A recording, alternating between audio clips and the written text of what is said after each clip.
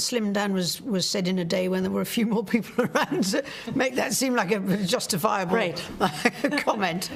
The world changes a bit. It changes a bit. I mean, it doesn't sound like a good idea from where I'm standing. In every era of royal history, there is a moment when everything feels dangerously close to falling apart. A moment when scandals erupt, when loyalties are tested, when public trust shatters, and when the future of the monarchy hangs on a thread so thin it feels like it could break at any second. Today, the royal family finds itself inside one of those moments, with health scares surrounding the king, with questions raised about Princess Kate, with the fallout from Prince Harry's memoir still echoing across the world, with Andrew refusing to leave Royal Lodge, and with Sarah Ferguson's controversies continuing to make headlines. The monarchy is navigating some of the most turbulent waters in decades. And yet, in the middle of all this noise, all this tension, all this uncertainty, one figure stands steady, unwavering, humble, resilient, and powerful. A figure the British public and even military veterans now call the absolute brick of the royal family. That figure is Princess Anne. But before we explore how she has become the stabilizing force holding the royal family together while everything else seems to be spinning out of control, there's something I need to share with you. Over the past few days, thousands have watched these stories unfold, but most haven't subscribed. If you're one of them, I invite you now to join us. Subscribe to Crownverse so you never miss the next chapter in this unfolding royal history. In moments of turmoil, the behavior of individuals reveals their true character. And Princess Anne's behavior, year after year, has painted the portrait of a woman who holds the monarchy upright, while others weaken it. At 75 years old, she attends more engagements annually than any other royal. She works tirelessly, without drama, without scandal, and without seeking attention. She represents over 300 organizations. She travels across the world. She speaks to veterans, to farmers, to disaster responders, to charities, to emergency workers, to communities that many royals never reach. In a family often defined by headlines about conflict, betrayal, controversy, and fallout, Princess Anne represents the old-world stability the monarchy desperately needs. Her latest appearance at a Christmas tea party hosted for veterans of the Not Forgotten Association is only one example, but it has become symbolic.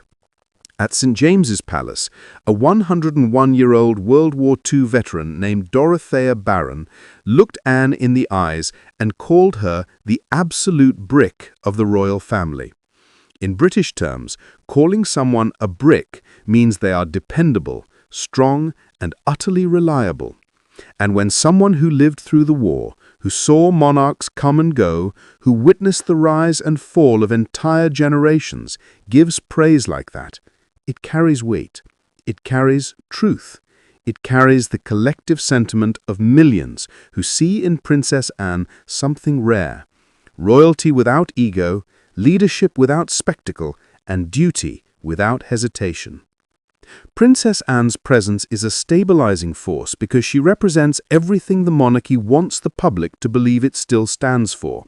While other members face allegations, resignations, and public criticism, Anne remains calm, composed, and steady. She shows up. She puts in the work. She connects, listens, engages. She carries history on her shoulders without letting it crush her. She has the unique ability to make royalty feel grounded, human, humble, and real. During the tea party, guests described how she spoke to every person who approached her. She asked questions. She remembered details. She treated veterans, some over 100 years old, with dignity and warmth. Frank Oldham, a 106-year-old veteran, believed to be the oldest in the United Kingdom, described the event as fantastic. Another guest, Ruth Barnwell, who joined the Women's Royal Naval Service at 17, said she has met the princess multiple times this year, and each time Anne always stops and chats. These are small moments, tiny gestures, but in a monarchy currently drowning in PR firefighting, they become monumental. Princess Anne is often described as the hardest-working royal. Data supports that. She completed 395 engagements in 2024, with 79 of them taking place overseas. And this was a year when she was recovering from a serious injury after a horse-related accident. While many would have taken prolonged time off, Anne returned to work quietly, methodically, without drawing attention. She demonstrates a level of commitment that stands in sharp contrast to the behavior of several other royals. For example, Prince Andrew continues to dominate headlines for refusing to leave Royal Lodge, for resisting a relocation that the palace has reportedly been trying to enforce for months. His fall, publicly humiliating and politically damaging, has created tension inside the royal family. Meanwhile, rumors, unverified but widely circulated, suggest Sarah Ferguson is considering financial opportunities, including a potential tell-all interview at a time when the monarchy cannot afford another blow to its reputation.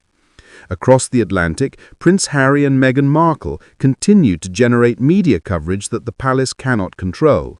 And internally, health concerns for both King Charles and Princess Kate have created uncertainty about the monarchy's immediate leadership structure. In this fragile moment, Princess Anne is the one royal the public does not question, the one whose loyalty, strength, and consistency reassure people that the monarchy is still capable of representing stability. Her work ethic is not performative. She does not crave attention. She does not create drama. She does not push personal narratives. She shows up because she believes in duty, a word that carries deep symbolic meaning for the British monarchy. For decades, Princess Anne has embodied the kind of royal discipline that her mother, Queen Elizabeth II, was known for. In many ways, she carries the torch of her mother's legacy more than any other royal currently does. She is direct, serious, and remarkably down-to-earth. She is known for her no-nonsense attitude, for her ability to speak plainly, and for her refusal to indulge in royal vanity. Her stabilizing force becomes even more significant when placed in context. With King Charles facing health concerns and carrying the burden of modernizing the monarchy, with William preparing for his future role while also managing the pressures of public scrutiny, and with Kate stepping back temporarily for health reasons, the working royal roster has shrunk dramatically. There are fewer senior royals available to carry the workload. There are fewer hands to share the burden. There are fewer voices the public trusts without suspicion. And among those who remain, Princess Anne stands tallest. She does not compete for attention. She does not overshadow other royals. She does not draw scandal. She simply fills the gaps where work needs to be done. And the monarchy needs that now more than ever. Royal watchers have noted repeatedly that when the institution faces turmoil, the most valuable members are not always the most glamorous, but the most reliable. Princess Anne's steady presence sends a message to the public. Even when scandals surround the younger generation, even when controversies follow certain family members, even when internal fractures deepen, the monarchy's core principles, service, loyalty, and duty, are still embodied by someone. This symbolic role cannot be overstated, because monarchy is not just politics, it is performance, it is perception, it is storytelling. And Princess Anne is the story the palace wants the world to see, a royal anchored by someone who works, who cares, and who does not falter. This is why the public often calls her the backbone of the royal family. And during this period of instability, she is more than the backbone. She is the glue, holding everything together while other pieces shift, break, and reassemble. Even the small details of her appearance at the tea party reflect her identity. She wore a floral dress beneath a black blazer, paired with pearl earrings and a simple brooch. Her signature hairstyle, unchanged for decades, represents consistency. She does not chase trends. She does not reinvent herself. She remains who she has always been, and that reliability is comforting to a public weary of royal drama. As she mingled among the 200 guests at the event, her husband, Vice Admiral Sir Tim Lawrence, accompanied her. He too represents stability, professionalism, and quiet strength. Their dynamic stands in contrast to the tumultuous relationships that have plagued the royal family in recent years. Together, they embody a kind of grounded, mature loyalty that feels increasingly rare in public life. Veterans at the event spoke about their experiences, their memories, their service. Many of them had lived through multiple wars. Some had met Anne before. Others were meeting her for the first time. But they all shared a similar sentiment. She listens, she cares, she remembers. She understands their sacrifice. And that connection between her and the veteran community is not accidental. It is the result of decades of consistent work, dedication, and genuine interest. The Not Forgotten Association, which hosted the event, supports over 10,000 veterans each year. Anne has been its patron since 2000. For nearly a quarter century, she has dedicated time, energy, and genuine compassion to this organization. And when you contrast that with the behavior of other royals who generate headlines for all the wrong reasons, her leadership becomes even more powerful. In this moment of royal upheaval, Princess Anne's actions are more than just appearances. They are a reminder of what the monarchy can be when duty outweighs ego. Her stabilizing presence helps maintain public confidence during a time when confidence could easily crumble. The monarchy's strength is not measured by its wealth or its pageantry, but by the people who uphold its values, and Princess Anne upholds them more fiercely than anyone. Even discussions among royal experts highlight her importance. Many note that Anne has become a bridge between generations. She has the respect of older Britons who admire her discipline and work ethic, and she has earned the admiration of younger people who see her authenticity and blunt honesty as a refreshingly modern. She represents continuity, a living link between the monarchy's past and its future. And while Prince Andrew's scandals threaten the monarchy's image, while rumors swirl about Sarah Ferguson, while divisions surrounding Prince Harry continue to create tension, while the King and Princess Kate navigate health challenges, Anne stands unshaken. She is not thrown off course.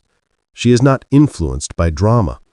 She is not weakened by external controversies. She continues her work with precision and focus.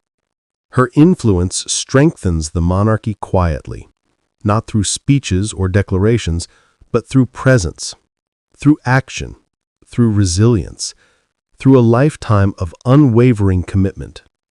This is why many royal watchers believe that if the monarchy survives this era of turbulence, it will be in large part because of people like Princess Anne, individuals who uphold the royal institution not with grandeur, but with grit, not with headlines, but with hard work, not with scandals, but with service. Her stabilizing force is not loud. It is not flashy. It is not political. It is steady. It is consistent. It is dependable. And in a royal family often shaken by internal storms, that kind of strength becomes the anchor, the reason the monarchy does not drift too far from the principles it claims to stand for.